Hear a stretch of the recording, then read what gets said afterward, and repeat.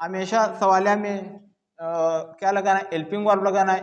Helping verb के बाद आपने क्या लगाना है, सब्जेक्ट लगाना है, फिर first part of the verb लगाना है, फिर उसके बाद आपने क्या लगाना है, ऑब्जेक्ट। और ऑब्जेक्ट के बाद आपने क्वेश्चन मार्क जरूर लगाना है, क्वेश्चन मार्क नहीं छोड़ना है।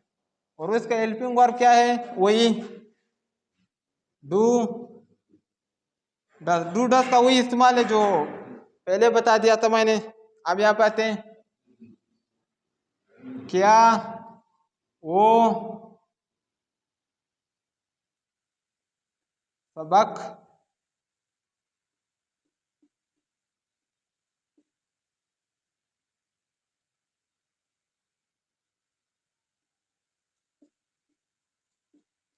अब क्या वो सबक पढ़ती है, सबसे पहले आपने हेल्पिंग वर्ब लगाना है। Does she read the listen. और लास्ट में क्वेश्चन मार्क आपने बिल्कुल नहीं बोलना है, लास्ट में आपने क्वेश्चन मार्क जरूर लगाना है।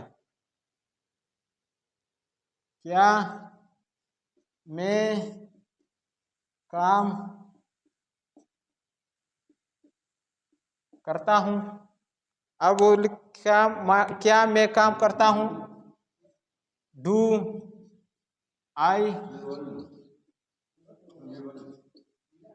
I work. लास्ट सेंटेंस, क्या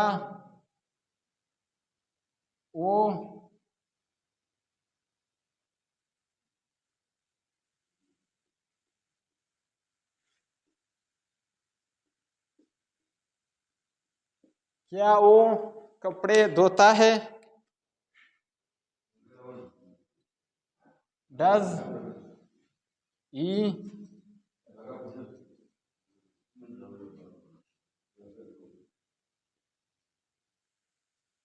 wash does he wash the cloth. यहाँ पर नेगेटिव और इंटरगेटिव में आपने IES और एस का इजाफा नहीं करना है, क्योंकि यहाँ पर हेल्पिंग वर्ब आ जाता है यानी कि नॉट आ जाता है, उसकी मुसीबत आपने ES और S का इजाफा बिल्कुल नहीं करना है। Thank you.